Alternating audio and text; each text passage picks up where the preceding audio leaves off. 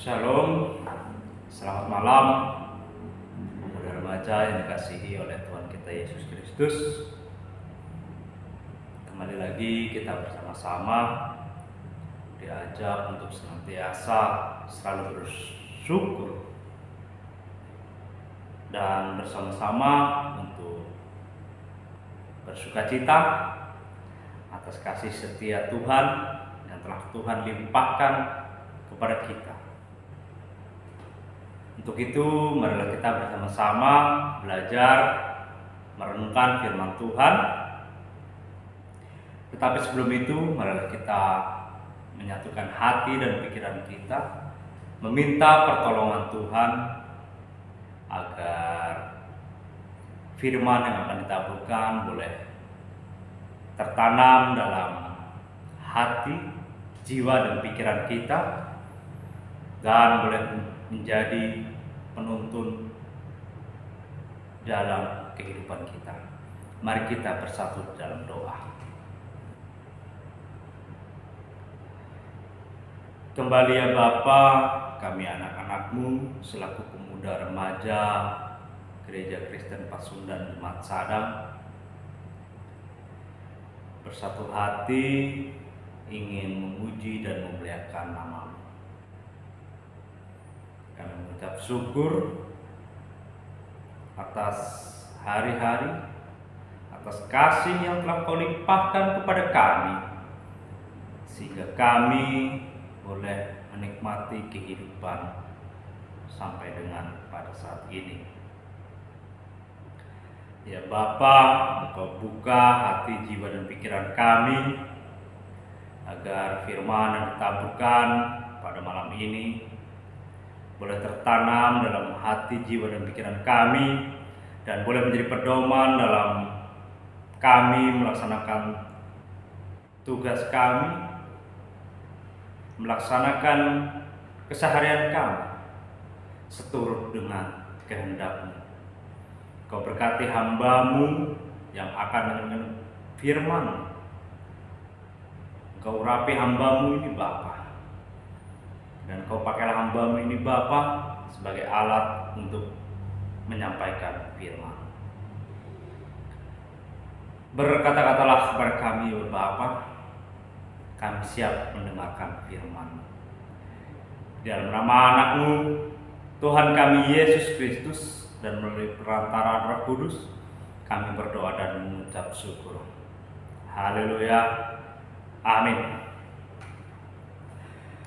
Mari bersama-sama kita membuka kitab kita yang terambil dari kitab Perjanjian Lama, yaitu kitab Yesaya pasal 25 ayat yang pertama sampai dengan yang ke-9. Kitab Yesaya pasal 25 ayat yang pertama sampai dengan yang ke-9. Kita akan membaca dua perikop. Perikop yang pertama adalah ucapan syukur karena musuh sudah musnah, dan perikop yang kedua adalah keselamatan bagi bangsa-bangsa di Sion. Kalau sudah menemukannya, saya akan membacakan untuk kita semua. Ya Tuhan, Engkaulah Allahku. Aku mau meninggikan Engkau, mau menyanyikan syukur bagi nama-Mu. Sebab dengan kesetiaan yang teguh, Engkau telah melaksanakan rancangan-Mu yang ajaib, yang telah ada sejak dahulu. Sebab Engkau telah membuat kota itu menjadi timbunan batu, dan kota yang berkubu itu menjadi reruntuhan. Puri orang luar tidak lagi menjadi kota, dan tidak dibangunkan lagi untuk selama-lamanya. Oleh karena itu, suatu bangsa yang kuat akan memuliakan Engkau. Kota bangsa-bangsa yang gagah akan takut kepadamu. Sebab Engkau menjadi tempat pengungsian bagi orang lemah, tempat pengungsian bagi orang miskin dalam kesesakannya. perlindungan terhadap angin ribut, naungan terhadap panas terik, sebab amarah orang-orang yang gagah sombong itu seperti angin ribut di musim dingin, seperti panas terik di tempat kering. Kegaduhan orang-orang luar kau diamkan, seperti panas terik ditiadakan oleh naungan awan. Demikianlah nyanyian orang-orang yang gagah sombong ditiadakan. Tuhan semesta alam akan menyediakan di Gunung Sion ini bagi segala bangsa-bangsa suatu perjamuan dengan masakan yang bergemuk, suatu perjamuan dengan anggur yang tua benar, masakan yang bergemuk dan bersumsum, anggur yang tua yang disaring endapannya. Dan di atas gunung ini Tuhan akan mengoyakkan kain pergabungan yang diselubungkan kepada segala suku bangsa, dan tudung yang ditudungkan kepada segala bangsa-bangsa. Ia akan meniadakan maut untuk seterusnya, dan Tuhan Allah akan menghapuskan air mata daripada segala muka, dan aib umatnya akan dijauhkannya dari seluruh bumi, sebab Tuhan telah mengatakannya. Pada waktu itu orang akan berkata, sesungguhnya inilah Allah kita yang kita nanti-nantikan supaya kita diselamatkan. Inilah Tuhan yang kita nanti-nantikan.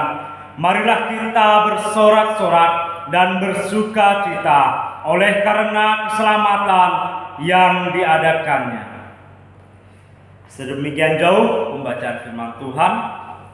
Berbahagialah setiap orang yang mendengar dan merenungkan firman Tuhan dan melaksanakannya dalam kehidupannya hari lepas hari. Hosiana, puji Tuhan.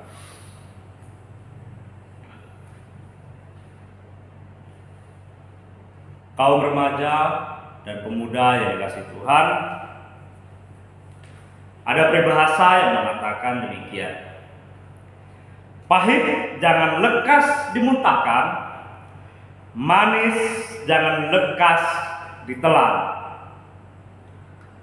Dan peribahasa ini seringkali diartikan agar kita tidak tergesa-gesa dalam menilai segala ucapan yang kita terima. Jika ada perkataan yang pahit, jangan lekas kita anggap buruk, karena bisa jadi ada maksud baik di baliknya. Begitu juga dengan perkataan yang manis, jangan lekas kita terbuai olehnya. Namun demikian, dari peribahasa ini kita bisa menyimpulkan bahwa kehidupan kita memang terdiri dari dua sisi, yaitu pahit dan manis. Kita tidak memungkiri bahwa kehidupan kita sebagai manusia akan diisi dengan pengalaman-pengalaman yang pahit dan yang manis. Hidup tidak selamanya pahit, namun hidup juga tidak selamanya manis. Mungkin saat ini kita sedang merasakan sisi pahit kehidupan kita, namun pada waktunya kita juga akan menikmati sisi manisnya kehidupan kita. Hal ini yang ingin bersama-sama kita renungkan dan kita pelajari selaku kita adalah generasi muda orang Kristen.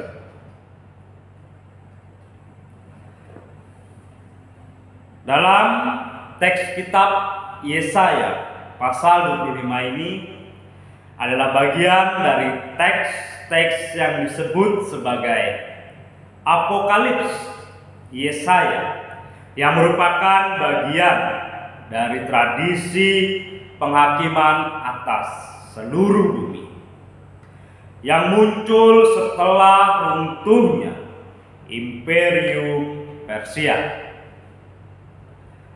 Hal yang sentral dalam pemikiran apokaliptik adalah pandangan tentang pembaharuan dunia setelah keruntuhannya.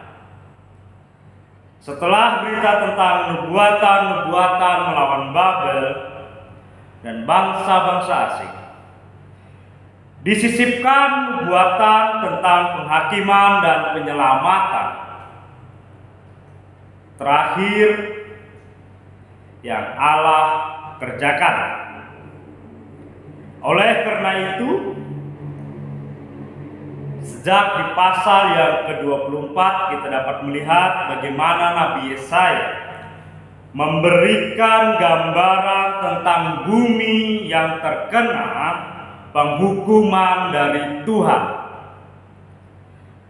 Dan hal ini terjadi karena manusia mengingkari perjanjian yang telah dibuat dengan Tuhan, sehingga Tuhan mendatangkan kutuk atas diri manusia itu sendiri.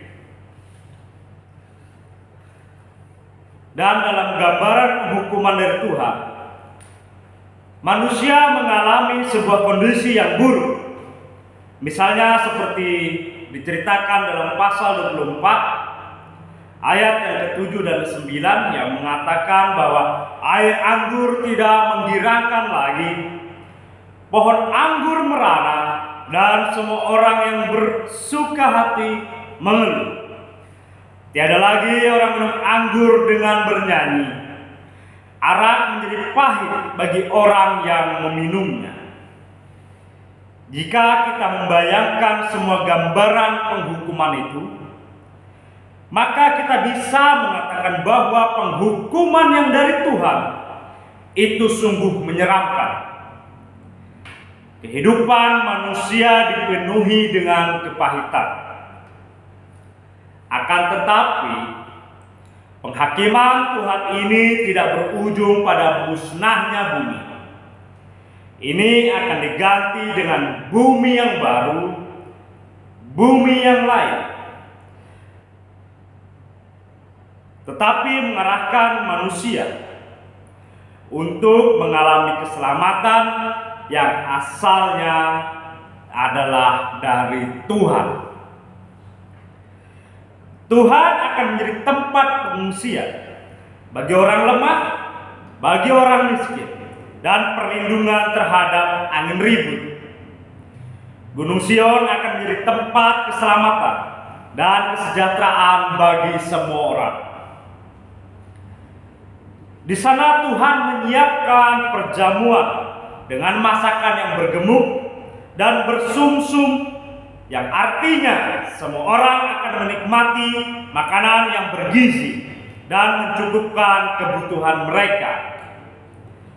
Tuhan akan menyediakan perjamuan dengan anggur yang tua yang disaring endapannya, yang artinya bahwa Tuhan akan memberikan jamuan yang terbaik bagi semua orang. Tidak hanya itu, di Gunung Sion juga Tuhan akan mengoyakkan kain kabung dan tudung. Tuhan akan meniadakan maut dan menghapuskan air mata. Dan itu artinya kita akan mengalami pemulihan yang dari Tuhan. Kita akan mengalami kepahitan hidup, kemudian juga akan mengalami manisnya hidup oleh karena kasih setia Tuhan. Derita tidak lagi menjadi bagian dari kehidupan umat Tuhan. Dan dengan demikian kita melihat bahwa Tuhan yang mendatangkan penghukuman bagi manusia tidak akan selamanya membiarkan kita terus-menerus dalam kondisi yang pahit. Tuhan juga menyediakan kehidupan yang manis. Inilah janji Tuhan kepada kita semua selaku umat-Nya. Tuhan akan menghapuskan air mata,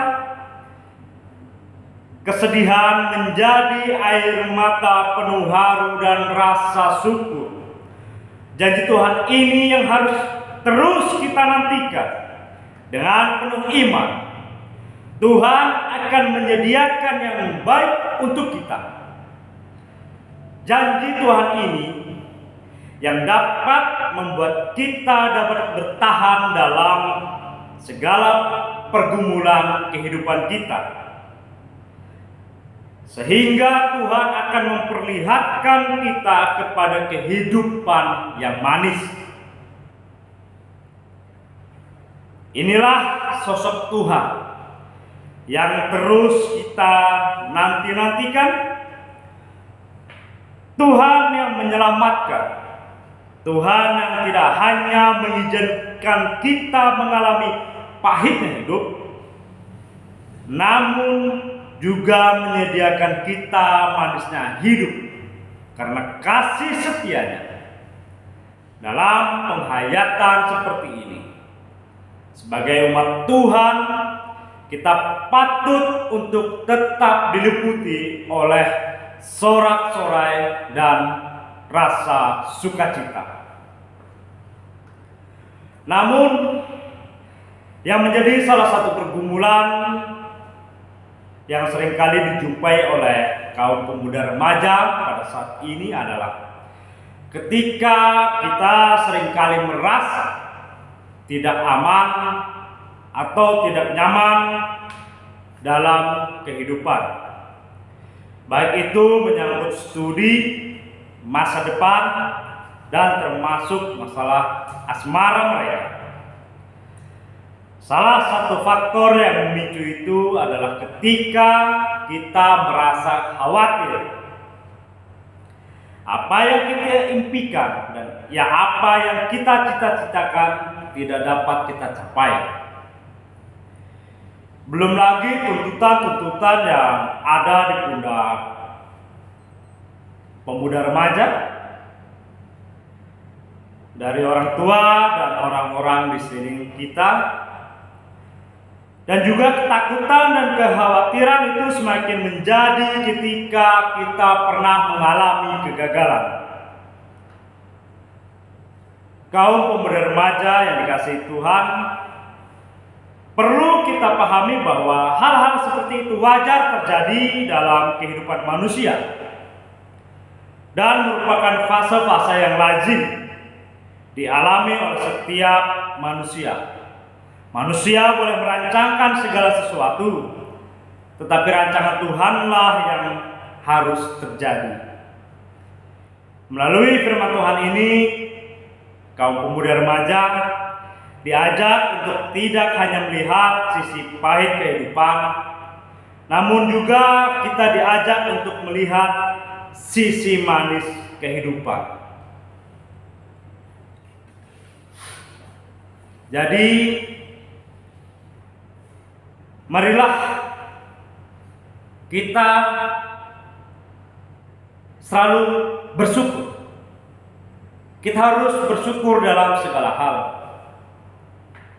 Terlebih ketika Tuhan berjanji akan menyediakan sukacita kepada tiap umat-Nya. Hal ini sangat perlu kita imani dan disyukuri sebagai umat yang dikasihi dan mengasihi Allah. Kegagalan yang menjadi salah satu momok yang sangat menakutkan dan menyakitkan bagi kita, terutama bagi pemuda remaja pada saat ini, yang dimana pada saat usia muda kita biasanya menggebu-gebu dengan mengejar impian-impian dan menata kehidupan kita. Akan tetapi seringkali jalan yang kita tempuh tidaklah mudah. Tak jarang ketika menjumpai kegagalan, kita menjadi mudah putus asa. Apalagi jika kegagalan itu dirasakan terus-menerus, tidak hanya sekali, mungkin berulang-ulang. Dan itu membuat kita beranggapan bahwa tidak ada harapan untuk kita, karena kita selalu merasa gagal.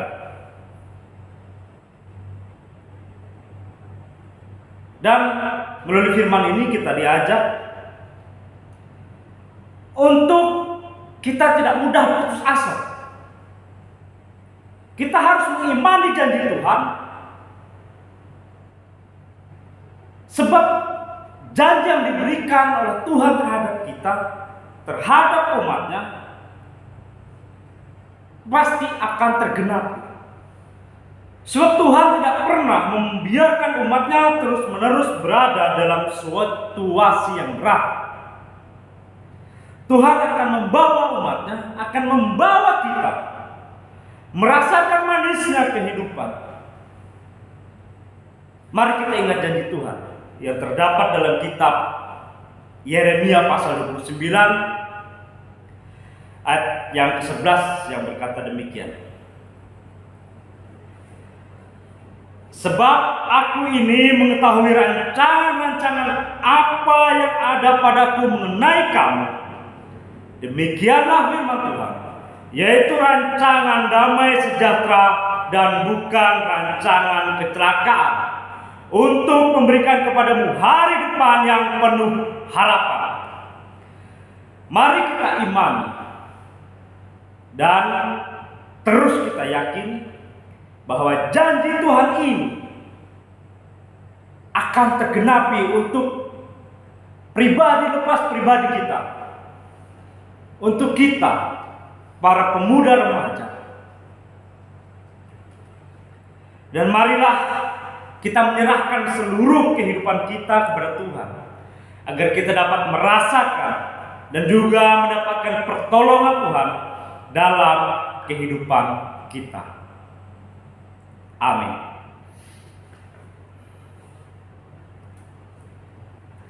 Bagi pemuda remaja yang berkerinduan ingin memberikan persembahan, dapat memberikan persembahan yang dimasukkan di dalam amplop dengan bertuliskan Komisi Pemuda Remaja, yang bisa dititipkan kepada pengurus atau bisa dimasukkan dalam kantong pada saat kebaktian minggu. Sebelum kita mengakhiri renungan kita pada malam hari ini, marilah kita menaikkan doa syafaat kita untuk teman-teman kita, untuk bangsa dan negara kita, agar nama Tuhan terus dimuliakan. Mari kita bersatu di dalam doa. Allah Bapa kami yang baik, yang kami kenal di dalam nama anak-Mu Tuhan kami Yesus Kristus, yang mengajarkan kami tentang kasih, yang selalu mengajarkan kami untuk saling mengasihi. Kembali kami pemuda remaja GKP Jemaat Sadang di tempat ini bersatu hati, kami ingin menaikkan syafaat kami. Kami berdoa untuk bangsa dan negara kami dalam menghadapi masa pandemi ini.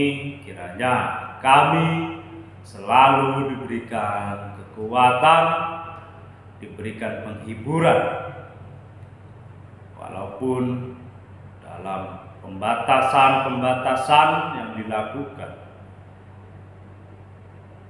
Kiranya kami mampu untuk selalu mengucap syukur dalam setiap keadaan yang kami hadapi. Kau berkati juga kepala negara kami, presiden dan wakil presiden, para menteri, agar mereka semua takut akan Tuhan, agar mereka memimpin bangsa dan negara kami ini boleh hanya takut akan Engkau, agar negara kami selalu dalam lindungan Engkau ya Tuhan. Kau berkati juga perangkat-perangkat desa, khususnya kami yang ada di daerah Purwakarta ini Bapa, agar kami bisa saling bersinergi dengan aparat-aparat, dengan aparatur pemerintahan, agar kami dapat berdampingan bersama-sama untuk memberitakan, untuk mengabarkan tentang Injil keselamatan dengan tidak rasa was-was, dengan tidak rasa khawatir, tetapi dengan penuh sukacita, sebab ada kekuatan di dalam nama-Mu. Kau berkati komisi pemuda remaja yang ada di GKP Jemaat Sadang ini Bapak, sebab mereka ini adalah tulang punggung dari jemaat-Mu. Mereka yang terus membantu dalam kegiatan-kegiatan. Mereka sebagai